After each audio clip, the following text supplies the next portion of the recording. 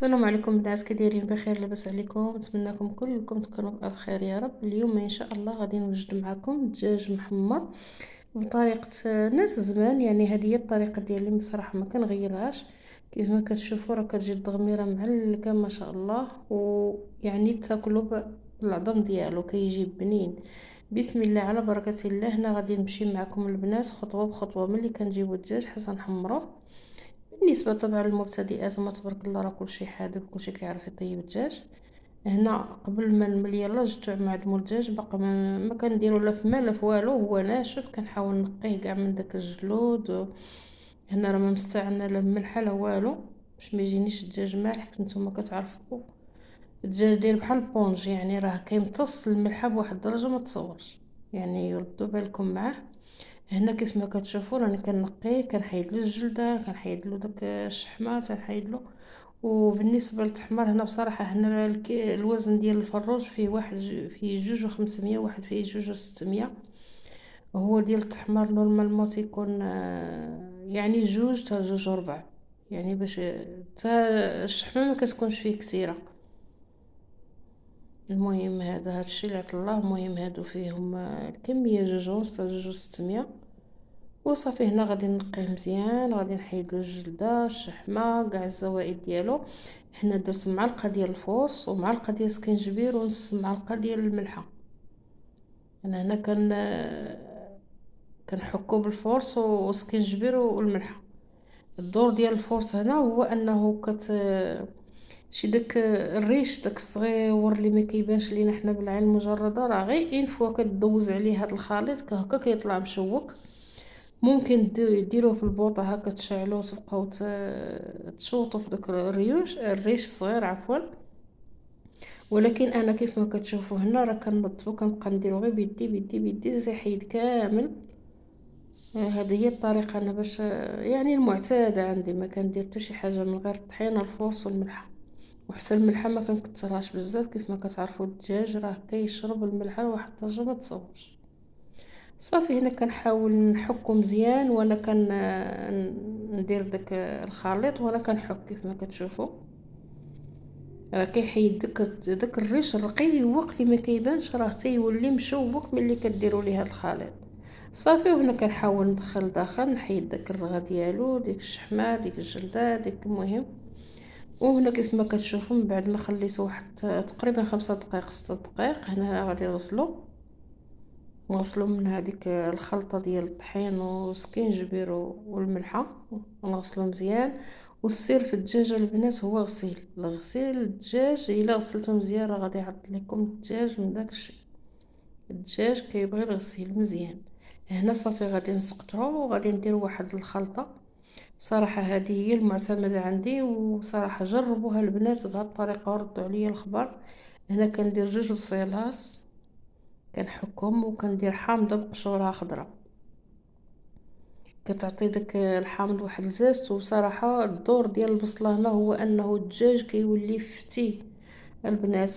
صدقوني والله القسم. دابا هاد الفيديو راه تقريبا لي شي 15 يوم يلا كسب ليا باش غادي نبارطاجيه معكم. كيجيب واحد ديك النسمه ديال الحامض، كيجيب واحد النسمه زوينه، وديك البصله كتعطي واحد الهشاشه. الصدر ديالو كتاكلو بحال المسكه. كانوا عندي شي ضياف ما شبعوش منه كما قلتي العظام تبعوهم. يعني راه كيجي فتي فتي فتي لواحد الدرجه ما تصورش. كيف ما كتشوفوا هنا من بعد ما غسلته بالطحينه الفورس كيف ما كتشوفوا راه تبارك الله كيخرج بياض وكيتنقى مزيان. هنا غادي نرقدو في هذا الخليط. غادي نزيد واحد الدوائر ديال الحامض كيف ما كتشوفوا، غادي نزيد عليه الماء وغادي نخليه تقريبا شي 10 دقائق حتى يشرب ليا مزيان هاد سميتو. من بعد نغسلو مزيان نحطو يتسقطر. صافي وانا كنغسل فيه كنشد داك الحامض هكا كنعصرو عليه، وصافي كنغسلو مزيان ونحطو يتسقطر. ديك الساعه ممكن نحتفظوا به جانبا في الثلاجه ولا نخدموه به، المهم نخلوه ينشف مزيان وصافي. انا هنا البنات من بعد ما غسلته ودرت ينشف بيتو في الفريغو حتى الصباح عاد نتقضيت به. هنا كيف ما كتشوفوا بيتو في الفريغو، نضت في الصباح بكري حيدتو منه تاع داب. وهنا المكونات اللي غادي نحتاج فيه هو ان شويه البزار، سكينجبير، شويه الخرقوم. هنا كيف ما كتشوفوا الحامض، اللب ديال الحامض مصيره، هنا الثومه، البصله وشويه المعدنوس. وهنا شويه ديال الهريسه اختياري. هنا واحد الملون، بصراحه ما كنديروش مي الدجاج محمر ضروري خصني نديرو، كيعطي واحد اللون زوين. وهنا ضويمه ديال 3 ضويمات ديال الزعفران. هنا بسيبيسه وقعقله وسط الحار. اللي عنده الزعفران الحار يستحسن. انا بصراحه ما عنديش هاد الساعه. درت هنا كيف ما كتشوفوا واحد شويه ديال المعدنوس، ما نكتروش باش ما يجيش الدجاج خضر. وهنا درت واحد 2 ربيصات كيف ما كتشوفوا ديال البصله صغيره والثومه. هنا الحال سخون، نقص الثومه شويه. وهنا كندير واحد شويه ديال الماء باش غادي نضرب هذا الخليط. وهنا كيف ما كتشوفوا ها الخليط ديالنا وجد.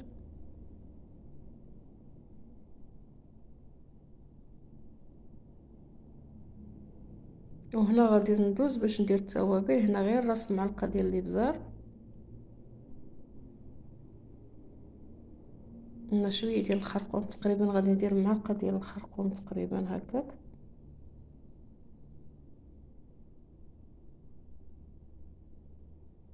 وغادي ندير سكينجبير، نتوما عارفين الدجاج هو سكينجبير.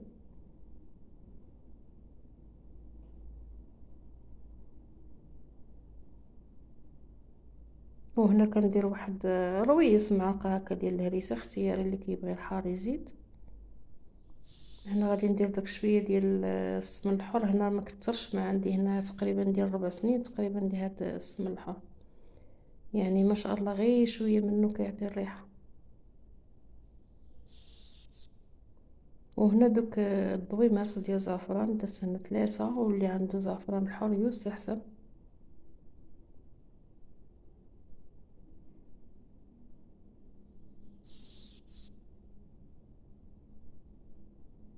وهنا غادي ندير داك الملون اللي بصراحه كيعطيه واحد اللون، يعني داك اللون الذهبي اللي كنبغيو حنا في الدجاج.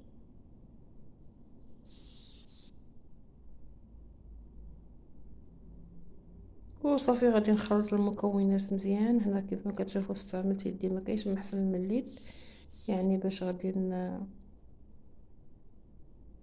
بقات شي حاجه هكا نخدمها بيدي.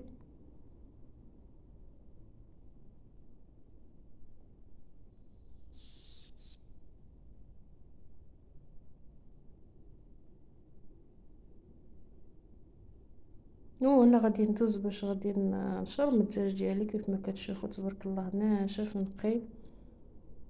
وهنا بواسطه، هنا عندي مغرفه ديال العود، غادي ندير واحد الثقب في الدجاجه حتى نوصلها لتحت، يعني بلا ما نشدو الدجاجه هكا ونبقاو نضربو فيها نشلخو بها في الموس كتبقى تزل علينا في التحمار.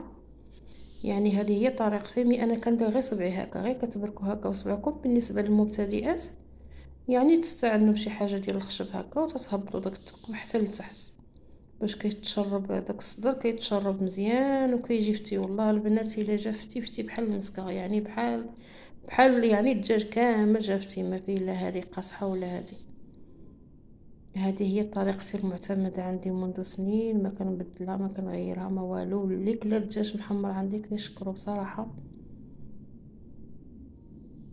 وصافي كيف ما كتشوفوا هنا كنحاول نشرملو مزيان، نديرو الجوانب تحت الجلد فخيضات. يعني هنا راه ما كنشلخو لا بموس لا والو، غير داك الثقب اللي كندير كينزل منه راه كافي. وهنا بالنسبه للدجاج البنات، ملي تبغي تشرملوه هكا وتجمعوه، يعني بحال صف العصوب من جهه فخدو من جهه الصدر، باش في التحمار ما يتحلش لينا. ها نتوما كيف ما كتشوفوا البنات كالثقب اللي كندير.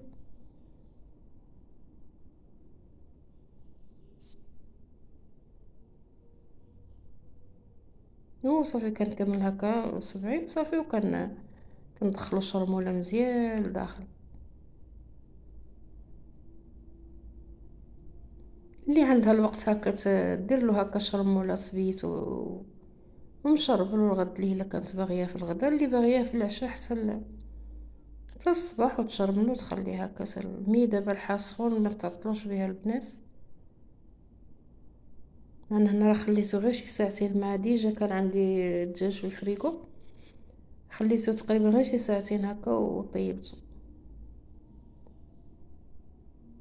صافي هنا كنحاول نجمعو ليه الرجيلات ونشرملوه مزيان كيف ما كتشوفوا كندغمروه نيت.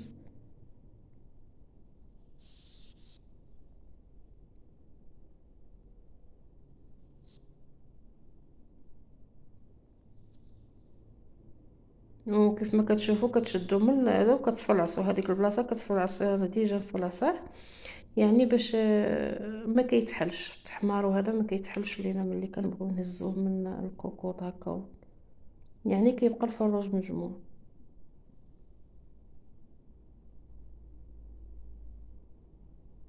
وصافي هنا كنحاول نجمع برجلين. الا كان هذيك مقاده راه كنخليها بحال هكا خفت سميتو، كتديروا لي واحد الخويط هكا احتياطي وصافي، هادشي اللي كاين.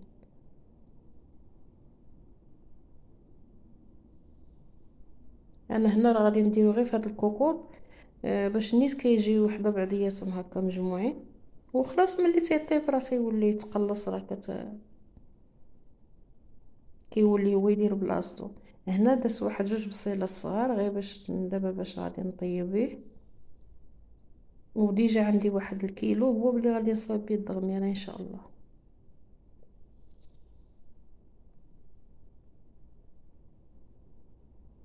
صافي هنا غادي ندير الماء تقريبا باش كيوصل داك النص ديال الفروج، يعني صافي وما باقيش غادي نزيدوه بيه كيطيب. هنا باش ينزل ليا الماء كيف ما كتشوفوا، هذه هي البلاصه تتوصل تما المحل تما صافي وكنحبسو.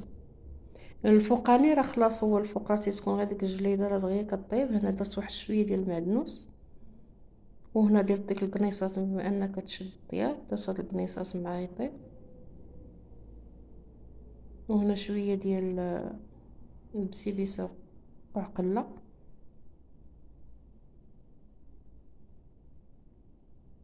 وهنا تم خليته يغلى مزيان، طلع الغلي، عاد درت واحد نص كاس ديال الزيت مخلط بالبلديه والروميه. وانتم الموجود عندكم ديروه. هنا راه دايره داك شويه ديال الكبيده كتسلق. وهنا كيف ما كتشوفوا مشات ليا اللقطه. المهم راه حيت الدجاج طاب، غادي نوضع البصله. وهنا كيف ما كتشوفوا من بعد ما طابت، باش نطول عليكم الفيديو اكثر من هكا، هانتوما كيف ما كتشوفوا كتجي معلكه ما شاء الله. هاد في هاد الفتره الا بغيتي تزيدوا واحد شويه ديال الزيت البلدي باش يعطيكم داك اللمعان زيدوه، ما بغيتوش انا راه ما زدتوش. وهانتوما كيف ما كتشوفوا الدغميره ما شاء الله كيجي مدغمر واقف في دام، وراه ما درت لا ملحه لا والو. طاب غير كيما المكونات اللي قلت لكم وجا هو هذاك. هانتوما كيف ما كتشوفوا بسم الله ما شاء الله مدغمر واقف من داكشي نشف، ما بقات فيه لا ما لا والو. هنا ما بقى لي الا غادي نطفي عليها حتى نبغي ندير وغادي نسخنها. هانتوما كيف ما كتشوفوا بدون اضافات. كاين اللي كيدير حتى السكر حتى الاخير، مي انا ما كندير لا سكر لا زيت لا والو في الاخر. داك شويه ديال الزيت باش طاب هي هذه كيف ما كتشوفوا بسم الله ما شاء الله مدغمر، يعني الدغميره واقفه. هنا درت 2 معالق ديال الهريسه و2 معالق ديال الزبده كيف ما كتشوفوا. هنا دهنته وغادي ندخل الفران. وهذا هو الشكل النهائي. نتمنى الفيديو يعجبكم، وشكرا على المشاهدة، وسمحوا لينا على إطالة الفيديو، ونتمنى إن شاء الله الفيديو الجاي إن شاء الله بحول الله. مع السلامة.